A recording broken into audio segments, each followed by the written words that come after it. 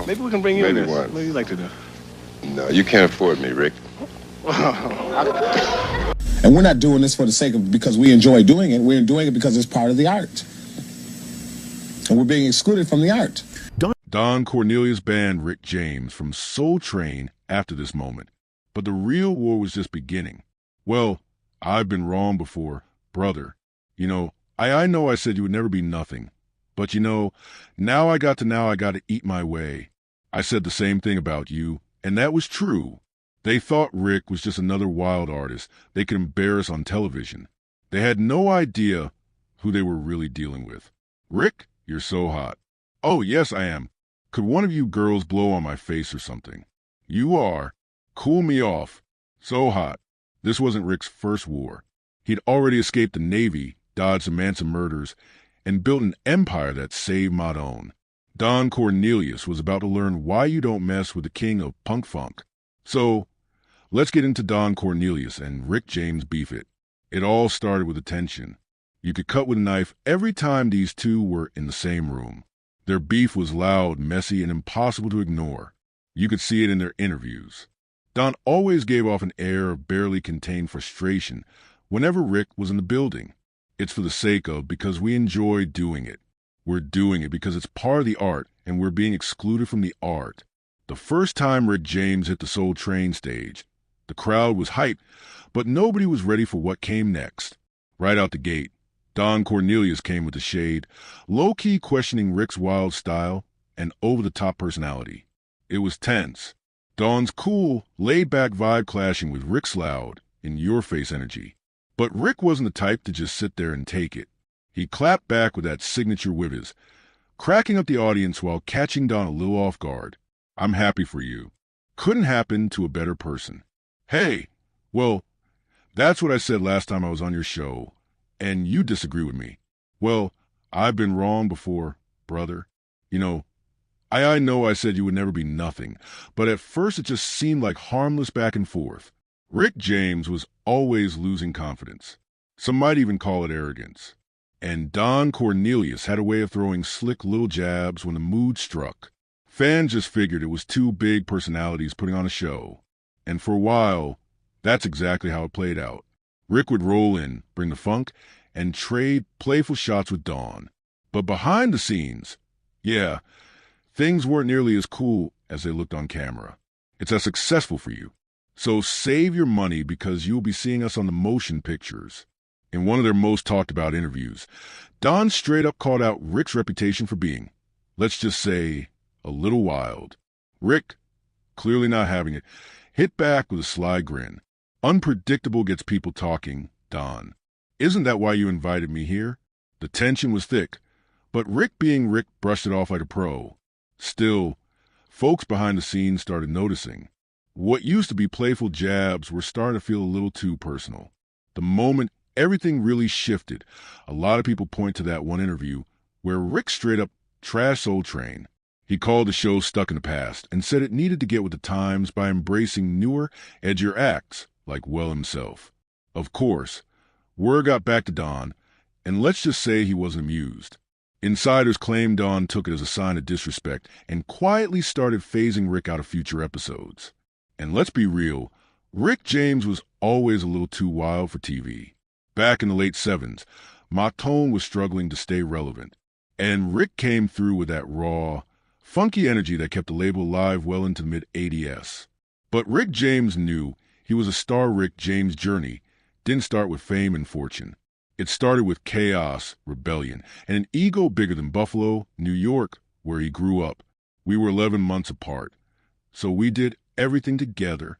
My mother dressed us alike. Long before he became the self-proclaimed king of punk funk, James Ambrose Johnson Jr. carried himself like he was destined for greatness. He wasn't just another kid in Buffalo. He was a kid already walking, talking, and acting like a star before anyone even knew his name. Most kids push boundaries as they grow up, sneaking out, skipping school, or testing authority. But James, he took it to another level. He wasn't just getting in trouble. He was living like he had nothing to lose. His mother, Mabel, was a professional dancer for Katherine Dunham, but she also worked as a numbers runner to support the family. This meant young James was exposed to both the glitz of show business and the dangerous side of the streets at an early age. While he got to witness jazz legends like John Coltrane, Ada James, and Miles Davis up close, he also saw crime, hustlers, and the harsh realities of survival. That wasn't the only thing he experienced too soon. In his autobiography, Glow, Rick claimed he lost his V-card at just 9 or 10 years old to a 14-year-old girl in his neighborhood. He later said, "My kinky nature came in early." S became a major theme in his music and personal life, shaping his persona as the self-proclaimed king of punk funk. By his teenage years, he was already restless, convinced Buffalo was too small for him. He wasn't just a fan of music. He believed he was meant to be in it. He was skipping school, running wild, and finding every opportunity to surround himself with the right people. While most kids were still figuring out what they wanted to do, James carried himself like he was already a legend in the making, and he had no patience for authority. He didn't want to follow rules, take orders, or fit into anyone's expectations. That rebellious streak would follow him for the rest of his life. But even as a young man, it was clear he wasn't wired to play it safe. He wanted more, and he was willing to break the rules to get it. Rick James wasn't just dreaming of success. He expected it.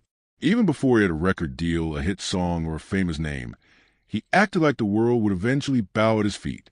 In his mind, it was only a matter of time. But before Rick from the Navy to music stardom James became a household name, he had a complicated journey. One that included a stint in the military, a rock band with Neil Young, and a drug addiction that would haunt him for the rest of his life. At just 15 years old, Rick knew he wanted nothing to do with the Vietnam War. So, like many young men at the time, he found a way around it. He lied about his age and joined the Naval Reserve, thinking it would keep him from getting drafted. But military life wasn't for him. He hated the strict rules, the discipline, and being told what to do. Instead of following orders, he spent his time playing drums with jazz bands, experimenting with drugs, and living life on his own terms. Growing up, Rick always had an interest in music. He was always banging on glasses with spoons and stuff. He couldn't stop moving. He was always trying to express what was inside it. By 1964, the Navy had enough of his rebellious ways. They placed him on active duty, but Rick wasn't about to stick around. In typical Rick James fashion, he told the draft board to kiss his ashy black ass and took off to Toronto, Canada.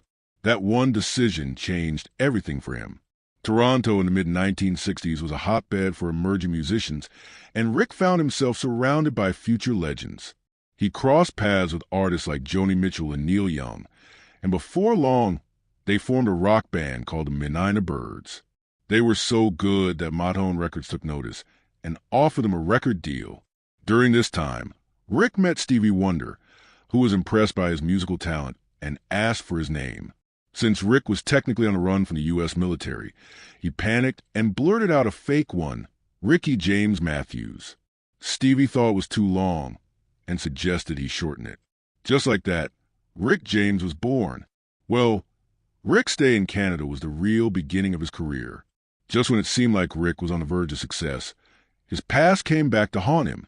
Since he had technically gone AWOL from the Navy, the military finally caught up with him. They tracked him down, arrested him, and threw him in a military prison. For most people, that would have been a wake-up call, a reason to slow down and stay out of trouble. But Rick James wasn't most people. If anything, the experience only fueled his determination. When he got out, he had one goal: to take over the music world. And that's exactly what he did. Rick James didn't just make it. He became a legend. His funk anthems still dominate dance floors, proving his influence never faded. But let's be real, his music wasn't the only thing that made him unforgettable. His wild lifestyle was just as famous. Thanks to Chappelle's show, a whole new generation got to witness the insane story surrounding Rick's life with the infamous "I'm Rick James be becoming a cultural catchphrase. Darkness. One of the craziest Rick James stories involved two unlikely names: Mike Tyson and Alfonso Rivero. Yes, Carlton from the Fresh Prince of Bel-Air. According to Tyson's memoir, Rick strolled into a hotel one night, greeted Tyson like an old friend, then turned to Rivero and said, "Aren't you an actor?" Before Barrow could answer, Rick punched him in the face and took his beer. Even Tyson, one of the toughest men on the planet, was left speechless. But Rick's journey wasn't just about partying and music. He had some dark times, too. When he first joined the Navy, he was just 14 or 15 years old, already getting into trouble with drugs and stealing. He thought the military would straighten him out, but instead, he ended up being sent to Vietnam. What he saw there shook him to his core. The destruction, the violence, it was too much. That's when he decided to escape to Canada. His early days in Toronto weren't easy. He got jumped and beaten badly not long after arriving. Luckily, 3 men, including Leo Von Helm, came to his rescue, helped him up, and took him to a concert. That night changed everything for Rick. Seeing musicians perform made him realize he wanted to dedicate his life to music. After Canada, Rick made his way to Los Angeles, right into the heart of the counterculture movement. He started hanging out with rock legends, experimenting with different sounds, and even got his first acid trip from Jim Morrison himself. He was rubbing shoulders with the biggest names in music, but his journey to superstardom was just beginning. When it came to making music, Rick James wasn't about playing it safe. He was bold, unpredictable, and loved collaborating with the best in the game. And while working with icons always comes a little drama, one thing was for sure. Rick James was here to leave a mark. Stevie Wonder was a huge inspiration for Rick. But he wasn't just someone Rick looked up to. He actually gave him advice that stuck. Stevie told him, "Forget the rules. Make your own." And that's exactly what Rick did. He created a sound that was different from anything else out there. Layered, funky, and futuristic. Those unique beats and wild grooves. You can thank Stevie for pushing him to think outside the box. And let's not forget Tina Marie. She wasn't just another duet partner. She was his creative soulmate. Rick found her at Madone, saw her potential, and the rest is history. Their duet, Fire and Desire, absolute legend status. Behind the scenes, they pushed each other hard. Rick challenged her to go bigger and bolder, while Tina fired back with ideas that kept him on his toes. That spark between them, it showed every time they shared a stage or dropped a track together. Pure magic. Finally, today, pop singer Rick James is being accused of all kinds of terrible things, and authorities are taking it very seriously. But while Rick was making the allegations music history, there were also dark moments in his past that couldn't be ignored. In 2020, a woman came forward with serious accusations against him, claiming he had assaulted her back in 1979, when she was just 15 years old. She filed a $50 million lawsuit, saying the attack happened while she was living in a group home. According to her, Rick was familiar with the people running the home and visited one night when the girls were finishing dinner. While the other girls were excited to see him, she says she didn't know who he was and left to go to her room. But moments later, she says Rick followed her, pinned her down, and assaulted her. She claimed he threatened her, telling her to stay quiet or he'd hurt her. The woman says the trauma haunted her for years. She struggled with alcohol and drugs, battled low self-esteem, and even had thoughts of suicide. She also suffered from panic attacks, nightmares, and flashbacks. In her lawsuit, she said, "This traumatic experience has caused me everlasting damage, and I would like to preserve my privacy in this matter." And I'm talking about albums that sold millions of copies. Every album we did, we never failed to have an ounce or two sitting right there on the console. Really, a big bag of Quayas. Okay, Crystal Champagne and Jack Black Bourbon, and all at our beck and command right there. Rick James' early the band years days in Los Angeles were just as chaotic as the rest of his life. On one of his first nights in the city, he was crashing on musician Stephen Still's couch when he woke up to a shocking sight. A man sitting on the floor, bleeding from his wrists. Panicked, Rick ran to get help. It wasn't until later that he realized the man was Jim Morrison, the lead singer of The Doors. Their paths crossed again when the Doors opened for Buffalo Springfield. And during one of their encounters, Morrison tricked Rick into trying acid for the first time. That moment would be the start of Rick's long and complicated relationship with drugs. While in California, Rick was working closely with bassist Greg Reeves. He introduced Greg to Neil Young, but it was Greg, not Rick, who who ended up joining Crosby, Stills, Nash, and Young. That loss didn't slow Rick down. Instead, he pushed forward, forming his own rock band, Salt and Pepper. One of the most chilling moments of Rick's life came in 1969. His hairstylist friend Jay Sebring invited him to a party at actress Sharon Tate's house.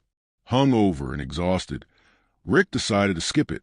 The next morning, he woke up to the horrifying news that Jay and everyone at the party had been brutally murdered by the Manson family. That close call stuck with him for years. By 1970, Rick was still chasing his music dreams, working with a band called Heaven and Earth, which later became Great White Cane. In 1972, they released an album, but Rick was always looking for something bigger. He formed another band, Hot Lips, and even collaborated with Toronto blues band McKenna, Mendelssohn Mainline. During this time, he co-wrote a song called You Make the Magic, which was later recorded by the Chambers Brothers. By 1973, it was going solo clear that Rick was meant to be a solo artist. He signed with NM Records and released a song called My Mama, which became a hit in European clubs. After bouncing around different projects, he eventually returned to Buffalo and formed the Stone City Band. In 1977, Rick and his band landed a deal with Motown, the same label that had once signed him years before. This time, he was ready to take over.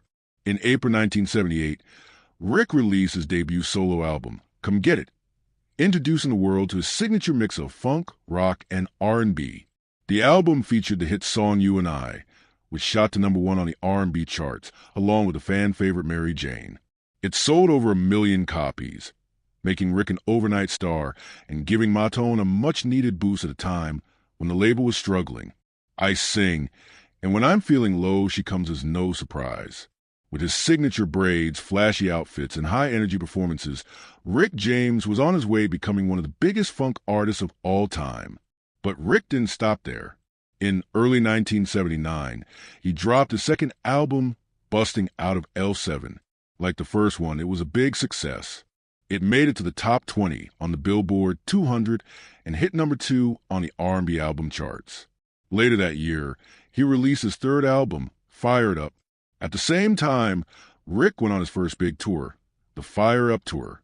He even invited rising stars like Prince and Tina Marie to perform as his opening acts. In 1980, Rick tried something different with his album Garden of Love. This one was more focused on love songs, but it didn't do as well. It only reached number 83 on the Billboard 200. But Rick didn't let that slow him down.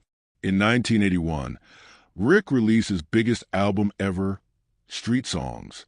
This album mixed different styles like rock, funk, and new wave.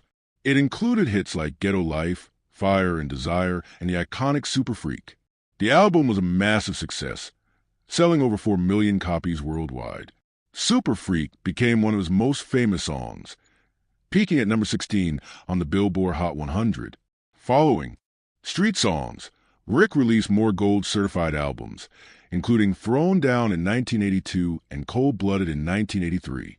During this time, Rick also helped other artists become successful. He created groups like the Mary Jane Girls, who had hits like All Night Long and In My House. He also worked with legends like The Temptations, Smokey Robinson, and even Eddie Murphy. Rick James wasn't just about music. He appeared on TV, including an episode of The A-Team, and continued making music throughout the 1980s. His 1988 album, Wonderful, included the hit song Lucy's Rap. In any case, Rick James died on August 6, 2004 at just 56 years old. His body gave out from years of hard living, but his legend was just getting started. The man who went AWOL from the Navy, survived the Manson murders, and built a funk empire that saved Motown had finally met his match. Not from industry politics or powerful executives, but from the demons he'd been running from his whole life. But here's what makes Rick's story so powerful. He never apologized for who he was. In a business that demanded black artists stay in their lane, smile on cue, and never challenge the system, Rick James said, "Fuck that," at every turn. He was too wild for a Soul Train, too honest for Hollywood, and too real for an industry built on fake smiles and manufactured personas. Don Cornelius thought he could embarrass Rick on television and put him in his place. Instead, he created a legend. Every time someone told Rick he was nothing, he came back harder, funkier, and more unapologetically himself. The beef with Dawn wasn't really about two egos clashing. It was about what happens when an unstoppable force meets an immovable object. Rick represented everything the old guard feared. A black artist who owned his sexuality, controlled his image, and refused to bow down to anybody. Today, Super Freak still gets crowds moving. His influence echoes through hip-hop, and new generations discover the king of punk funk through viral memes and legendary stories. Rick James won the only war that mattered, the fight for artistic freedom. He lived fast, burned bright, and left a legacy that no industry politics could ever touch. That's the most gangster move of all. Anyway, that's it for this video, folks. Bye.